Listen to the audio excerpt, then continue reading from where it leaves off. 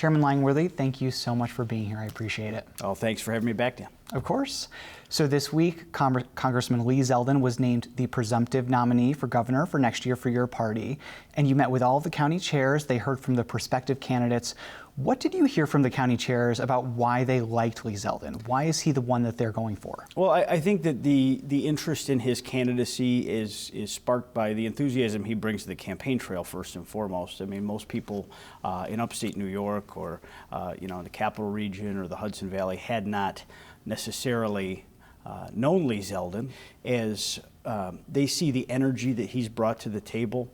They see his biography, in what has brought him to this moment. I mean, he was a soldier, serving our country in Iraq. He's really the first person of the generation of service members that served in the post 9/11 era to seek a statewide office. I think that gives him a unique perspective. Then he served our state in the state legislature. So he's, not someone that just has federal service now looking to New York. He's someone that's, been deeply involved in the mess that is Albany, and then went on to serve at the federal level as well. We're excited about what this brings us. We wanted to start this early on purpose so that we could start to amass the resources, build the momentum, and pave the road to victory that comes so hard for Republicans in this state. I think this timeline works much better for us. Donors, have told me they don't want to see money squandered on a primary. They want to see us, articulate the differences between what our Republican vision is for New York and the terrible path that one-party Democrat rule has taken this state on at this point. So the other candidates have said that they will take this to a primary next year. Do you think that they might reverse that? What's your sense of that? Do you think you can convince them that next year is the time for your party to join together and really be unified rather than split so early on in the primary before the general? Well, I think that I never believed that the day after, the straw poll, people would be dropping out of the race. I do think, they're going to take their time. There are other metrics that campaigns are run on and judged by. The July 15th fundraising filings are going to be important to that. We're going to see, what is the overall financial health of all these candidacies. Some candidates did not articulate how they're going to raise funds, but it is, it's a reality that candidates are judged by. It's a $20 to $30 million proposition to be a successful statewide candidate. I know that Congressman Zeldin has, built the apparatus around his candidacy. I mean, he's the center of the team, but he's building that team and bringing, national level talent in to New York for the first time in a long time. People are looking at this as I travel in my role in the RNC and other places. I'm getting an awful lot of intrigued phone calls from people that have not necessarily taken New York statewide politics seriously in a long time. Assuming Lee is the nominee, or I guess for any Republican candidate in the state, what do you think the strategy is going into next year's election cycle? Obviously, the last election cycle was not so great for Republicans in the state Senate. So I'm wondering, what are the top issues that you think can get voters to sign up for your candidates? Well, I think first and foremost, look to the New York City Democratic mayor's primary. What did it become? Yeah. Law and order. We've been singing this to high heaven as Republicans in this state. Unfortunately, due to the pandemic last fall, the issue got confused. But make no mistake, in every city, every town and village across this state, people are seeing the effects of the disastrous bail reform, criminal discovery reform, and they call it reform. I mean, they really destroyed our criminal justice system. That is going to be a first and foremost issue for us as we put forth a common sense agenda for New York, is how to make New Yorkers safe again. New York City used to be the safest city in the world, and now it's not.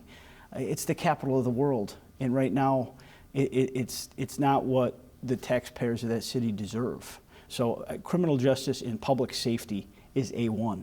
A2 is really, making the state affordable again. That's the heart of it. I think that's the thing, especially people upstate, I mean downstate too. You can't afford to start a life here for a lot of people, especially people just entering the job market. We have an awful lot of people that I come across, people in my personal life, but that are looking elsewhere, and have taken this time during the pandemic to do a lot of reflection as to, why am I here? We have to cauterize the wound. We have to stop the bleeding. We have to keep our people here, keep our families together. And the Republican Party in the state of New York is going to put together the best ticket we've run since 1994 that's running on a common sense agenda that can bring people together of all party affiliations. We know that we can't run with some right-wing agenda that's, has, any sort of extreme tendencies. This has to be about common sense.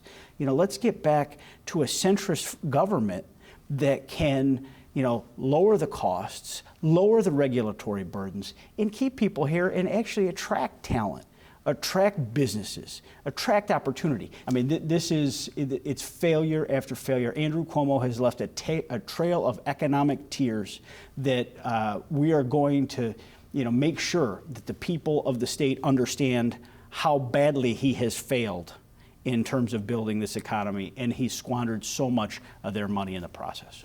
So the issues of public safety and the issues of cost of living, they aren't new issues this election cycle. We had the same thing in 2020, but we did see Republicans lose in the state Senate. What do you think is different here that can give your candidates the leg up? Well, we're in for redistricting first and foremost. Oh, true, yes. So that's going to be between us in a new set of maps. So we're gonna see where that is. But no matter where it is, we're going to be fighting for votes. We are putting together candidates, hopefully, in every single one of those seats. With the pandemic coming on us quick and the petition process truncated, our elections were really, in many cases, interrupted. Our candidacies were interrupted.